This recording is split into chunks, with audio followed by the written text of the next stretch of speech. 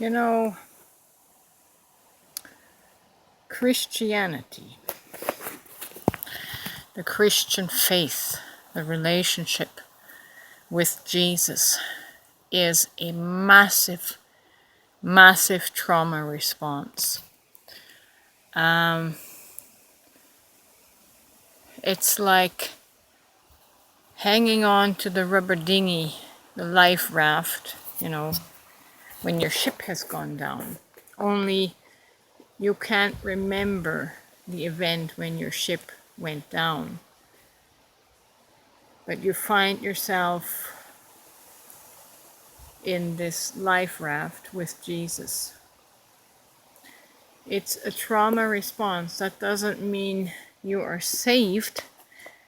It might mean that you have found some company, you found some comfort together with Jesus in the boat.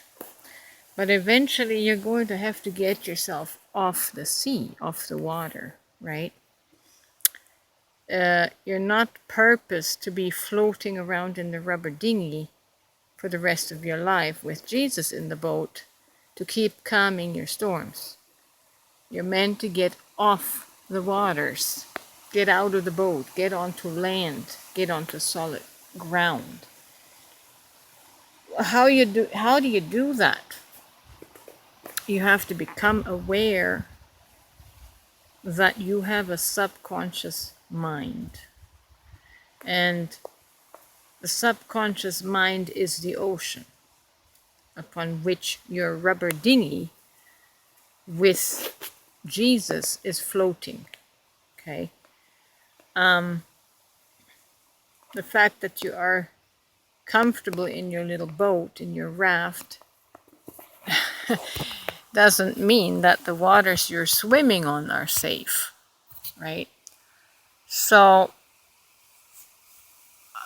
I just feel I need to point this out because Christianity as a whole is not healed because it's not getting off the ocean, it's not getting off the water. You're perpetually floating on the seas, but you have company, right? It makes you feel better. This is one of the life-changing experiences and feelings, is that to have Jesus in your boat doesn't make you feel abandoned and alone anymore in your trauma. So there is a level of saving, we could say, but it's not deep. It's sort of an illusion. If Jesus would ever get out of the boat,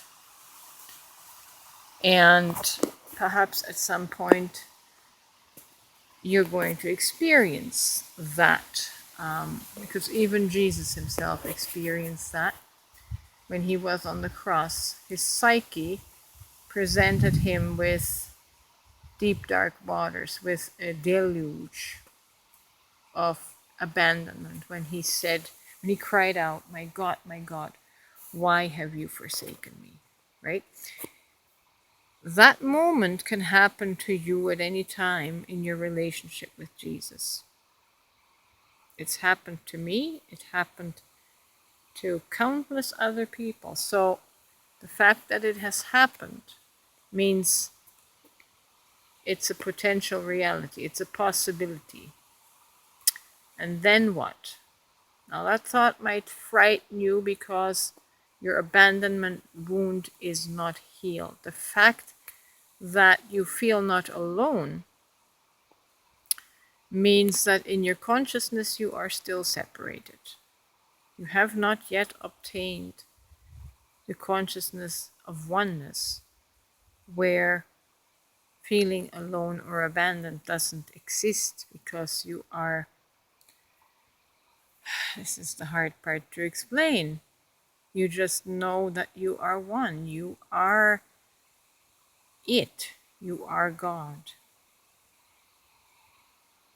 When you are God, you can never be separated from God. See, but you can be separated from Jesus, because Jesus is a second person, a separate person from you. You have two people in this equation. If one of those people were to leave, you would find yourself alone because you are in duality consciousness, right? So it's very different. Duality consciousness will always feel alone when abandoned, whereas in oneness consciousness, you can't be abandoned because you know you are the divine consciousness. You know you are God. You can never be abandoned or separated from God because you are that. I don't know if I can make that clear, but my point was really about Christianity being a life raft and not a permanent solution to healing your subconscious waters, right? Once you heal your subconscious waters, once you heal that dark ocean, there's no need for the life raft because you get off the water. You get off the water and you can live a whole life. When you are whole, you don't need a savior. You don't need saving. So when you're whole, you don't need Christianity. That entire narrative will become obsolete. People don't understand this because, as I said, they have not yet been awakened to the stormy waters of their subconscious. You don't know the deep seas that are inside of you, that are going to rock your world one day, right? And then you have to deal with the sea, not just the boat. So, anyways, just some inspired renegade thoughts, musings. I wish you all the best on your journey of the soul.